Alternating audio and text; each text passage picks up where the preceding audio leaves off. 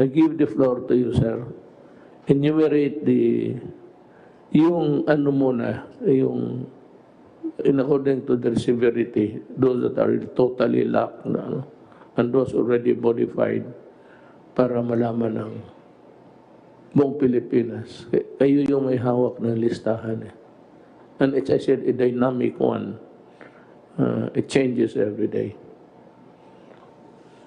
Magandang gabi po, Mr. President, at aking po mga kasamahan sa IATF and Cabinet at kay Senator Bongo. At magandang gabi po sa atin pong mga kababayan. Ngayon pong gabi, ako po inatasan ng ating pong mahal na Pangulo na banggitin po ang mga sumusunod na mga lugar na sumasailalim sa ECQ, sa GCQ, at doon po sa tinatawag natin na MGCQ.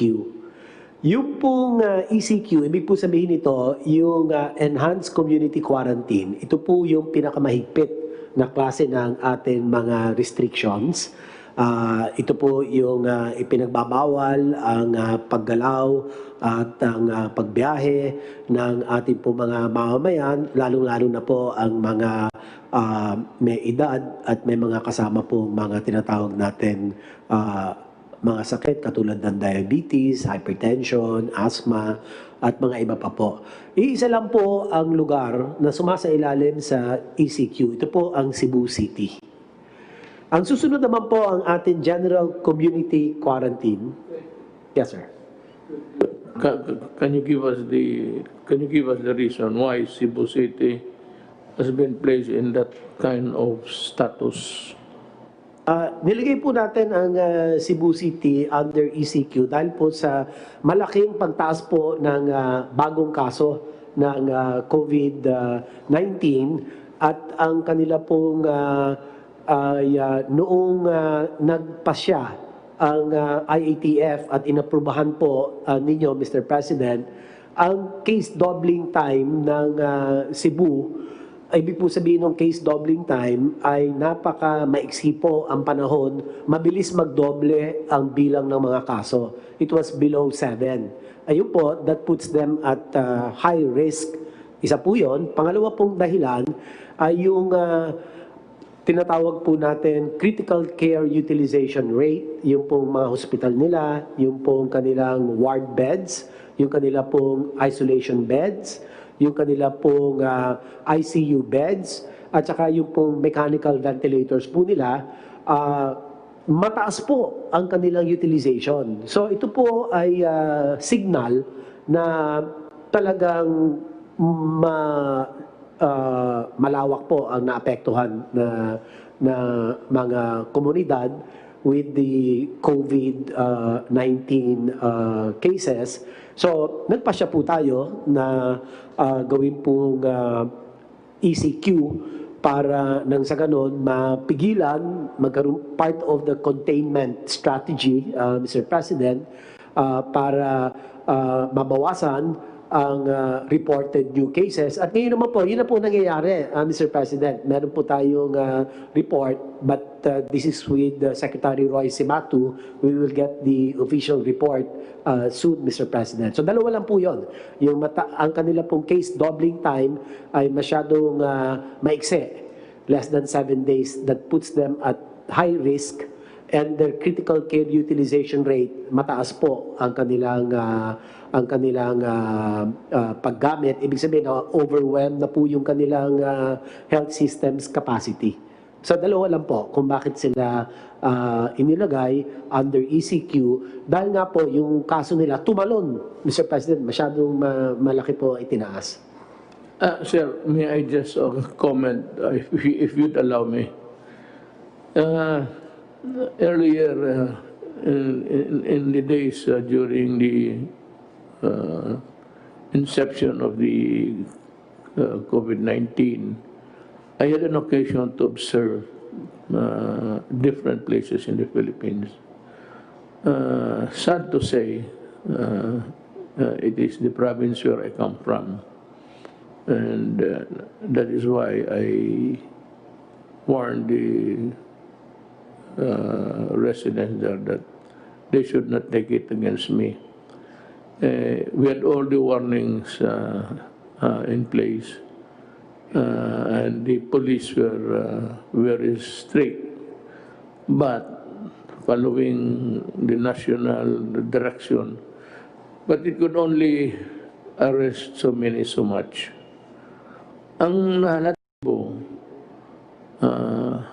nonchalant sila during the critical days sa pagputok nito. People were partying, gambling outside of their houses in Talisay, that's in Cebu. Basta para sa kanila, baliwala.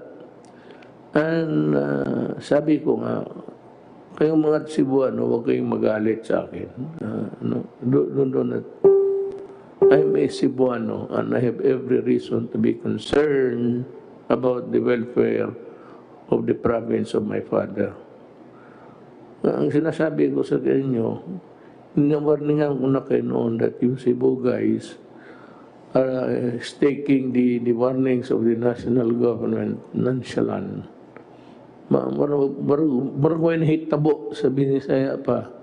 Di mapod mo. Maragway mo too. Unya, nakita na ko, from all indications, gikan sa footage, pakuhaan ako ang kamera sa gobyerno. Aba, wala yun. Marag walay warning, wala tanan. Also, muna na ikaroon.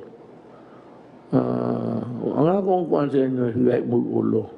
Dili to sigurong, except those who are really infected because they had to go out, they had to work, or if perchance, talagang tinamaan. Ang ayaw ko doon, sir, sa Cebuano, yung mga tao nag-iinuman, nagsusugal, pati nagparty.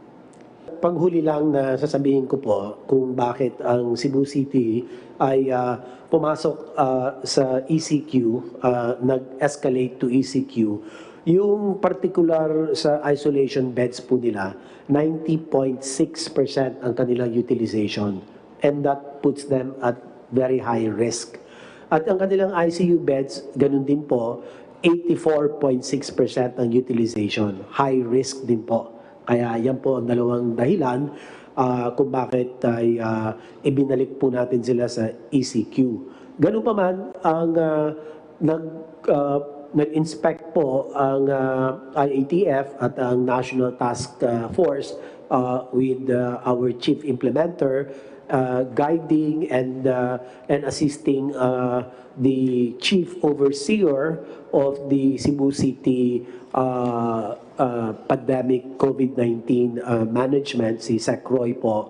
At doon po ay sinabihan po namin ang liderato at ang mga iba pong mga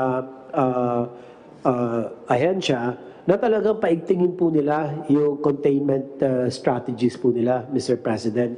So yung containment strategies, ang nakapaloob po rito ay ang mga sumusunod. Unang-una, ang pinaigting na isolation, detection, isolation of cases, tapos ang contact tracing, testing, and treatment. So ito po ay mariin na sinusunod po ng leadership ng Cebu City. Kaya we will be reporting in the next meeting with you, Mr. President, showing a downward trend in the number of cases. Ngayon po, yung mga ibang mga lugar po, yung mga nakapaloob po sa GCQ or General Community Quarantine ay ang NCR, ang Benguet, ang Cavite, Rizal, Lapu-Lapu City, Mandaue City, Leyte, Ormoc, Southern Leyte, at tatlong lugar po sa Cebu Province, ang Talisay City, ang Minglanilla at Consolacion. Ang susunod naman po na level, lower level, less restrictive, community quarantine, ang tawag po rito, modified general community quarantine with strict local action at there has to be a localized community quarantine, zoning, strict enforcement of minimum health standards, scaling up of health system capacity, such as isolation facilities of overseas Filipinos, the locally stranded individuals, as well as close contacts. The provinces and the regions under MGCQ are the following. For CAR, Cordillera Administrative Region, we have Abra, Baguio City, Ifugao, Kalinga. For Region 1, Ilocos Norte, La Union, Pangasinan. Region 2, we have Cagayan and Isabela. Region 3, Bataan, Bulacan, Nueva Ecija, Pampanga, Angeles City. For Region 4A, meron po tayong Batangas, Laguna, Quezon, Lucena City. For Region 4B, ito po ang Palawan, Puerto Princesa City. Region 6 po, o Region 5 rather, Albay, Camarines Norte, Camarines Sur, Naga City. Region 6, meron po tayong Capiz, Iloilo, Iloilo City, Negros Occidental, and Bacolod City. For Region 7, kasama po rito ang Cebu Province, ang Bohol, at Negros Oriental. Region 8, Tacloban City, Western Samar. Region 9, Zamboanga City, Zamboanga del Sur. Region 10, Bukidnon, Misamis Occidental, Misamis Oriental. Cagayan de Oro. Region 11, Davao del Norte, Davao del Sur, Davao City, Davao de Oro. Region 12 po, kasama ang Cotabato, ang South Cotabato. Region 13 or Caraga, Agusan del Norte, and Butuan City. Samantalang po ang Bangsamoro Autonomous Region of Muslim Mindanao or BARM, kasama po ang Lanao del Sur and Maguindanao. Yung pong susunod na kategorya or classification, risk classification ng MGCQ na lower risk po, the rest of the Philippines. Lahat na po ng lugar sa labas po ng aking mga nabanggit, sa ECQ, sa GCQ, and the modified GCQ ay nakapaloob po sa tinatawag natin low risk modified general community quarantine. So, ilan po, Mr. President, ang akin pong naitala na mga lugar po batay po sa inyong kautusan.